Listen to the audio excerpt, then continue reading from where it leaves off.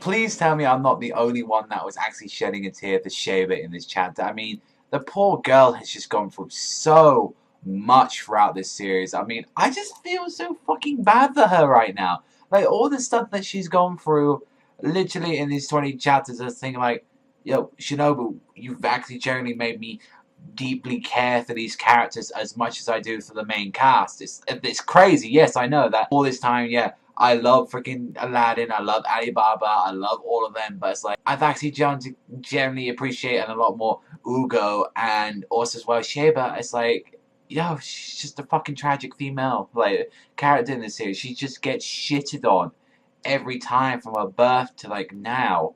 And it's like, it seems like from what it is, like what happened in this chapter is that both like Sheba, Ugo, and Abba, due to the fact that they were actually in where with Solomon, that whole thing, that they actually became Magi, and whilst everyone else has seemed like they got the same amount of Rook and all that, they can generally take from the Rook and use them as their helpers, as Aladdin can in their series. So it seems like if they did that again, if they got like a huge amount of body, like for example, say like Phelan was in there, Wahid, and also as well, you know, all of them were in there, then they'll be able to have the same power. So it's not that hard to actually probably make Magis if you think about it. And all the magicians, like, they were just saying like they were provoking her, like saying like, you know, they can't receive magic anymore like, for either. So it's like Ethan said like, oh, I'm pretty much fucking useless now. Like, look at the magic I can do compared to us. So that's one thing as well that we know is like, compared to that, is like, if we think about Ethan was not even that powerful, mainly because of that. Like, these guys just overused their Magui because Ilya was just like open to everyone, and it was just like showing that Abba was like provoking everyone, saying that Solomon became God and he's now controlling destiny. He is destiny itself, and you see like, you know, Ethan, they're all sort about because they can't accept destiny because it's saying like, if I accept destiny and say that my brother Seta didn't try to save everyone for their own free will and everything, then that would have just been fucking pointless. Like, he was just, it makes his sacrifice, it makes fucking Tess, it makes like everyone that got burnt to the fucking ground, incinerated, as a joke, as it was just for nothing.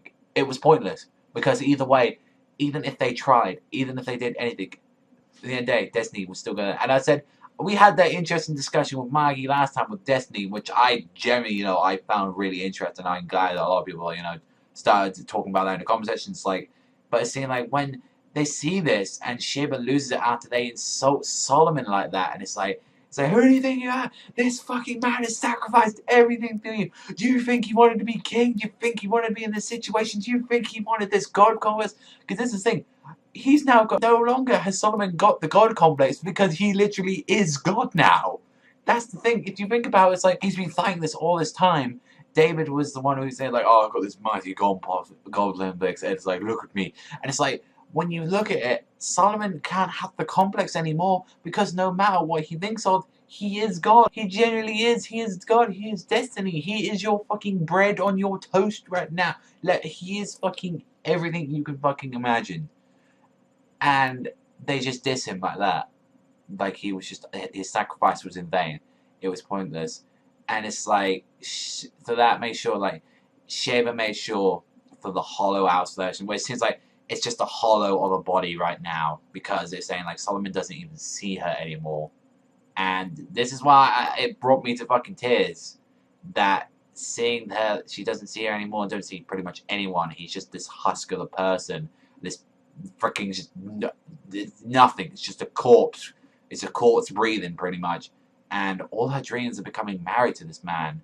All the time she spent with him, and, you know, found a man that she loved and cared for, and did everything pretty much for it. It's just pretty much just in vain. It's just useless. And I just find it tragic that she's just there on her knees crying, and Solomon's just saying that, yeah, I see everything. I see like a single thread, but it's like, it's kind of not there. It's pointless anymore. And because of that, she like sort of has to wipe herself, saying like, I've got to be his legs, his arms, his voice. I have to be there for him. And that's where he's saying becomes the Queen Sheba. And I'm like, oh, great, like, Sheba is just an amazing character. Like, she, not only has she just gone through that she forced herself to become the queen, and he's like, notice who she looks like. It's like, going all those chapters ago, it's saying that person right next to her, that has got to be Sheba, and the one who was probably behind him was Abba, right at the back. So it's definitely interesting that Ugo is Magi, I was like, and now we're at that point where they are, and but still they got hostility between Ethnan, Wahid, Phelan, and they say they're saying like, oh, we wish an audience with this arrogant king, but in the end, which it felt rushed. This isn't a perfect chapter, may around you that this where they had to have this argument, but then it was just all gone by then as they were just arguing with one another.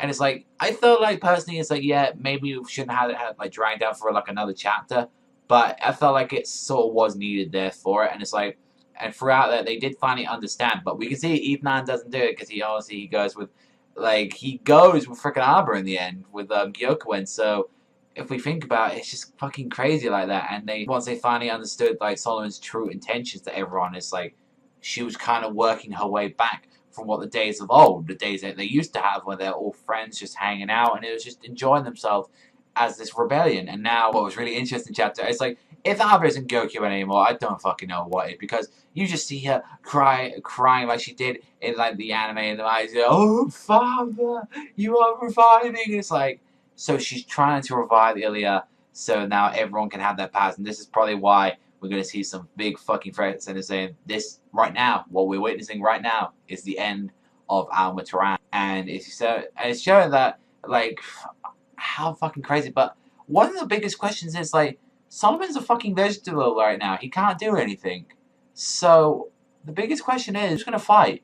Because we saw in that panel that someone was approaching her, like, right there, and she was saying, oh, Solomon, but could it perhaps be someone else? Could it be generally like Sheba had to step in? Maybe Aladdin was born already at this time and they sent him to another world. So the only way Aladdin's really going to see his father is through if he goes through the same process what he did to turn all the Rook back into white again. So the only time he would see him is actually generally turning the Rook back, and even him himself becoming God and becoming part of the Rook. So we got that there. We got the intentions as we did from last week. We kind of know what to do. From seeing this, it's like the end is approaching. So Solomon even fight Gyokuen in the end, or was she just never had that chance? Maybe that's one thing she's been harboring all this hatred for, is that she will never be able to use it, and that's why she uses the Black Rook from the original God instead of Solomon stuff, which is the the white magic. That's from him, and that's dirty in front of her.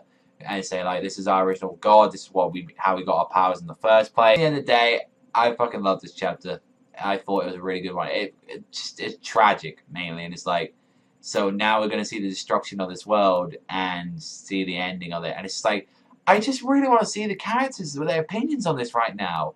That's one thing. So I'm imagining for a while we're gonna see after we end this out, we're gonna see a lot of people's opinions. We're gonna have chapters of oh, this is what Cohen thinks of, this is what Aladdin thinks of, this is what Alibaba thinks of, and it's like, I really want to get back to the main timeline as well, but this is sad that this is ending because it is a very good arc. I would say it's up there. It's fucking one of the top 3, top 5, because it's up there. I love Magnastart. Magnastart, I still say, is the best arc, but this could potentially be the second. But it's hard because it's got so much good material. It's like reading this in volume soul must be godlike. I've spoken too much. I think you guys already know that I love this chapter. It's Magi, for fuck's sake. It's fucking Magi. Of course I love it.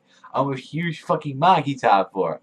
And regardless of what, if the theories just keep on coming, and it's like, now that we're approaching the end, I am sad that we are kind of approaching it, even though I keep saying, oh, maybe it should end here. I am generally sad that it's reaching its end, and just seeing what the hell Arbor/Gyokuen's going to do.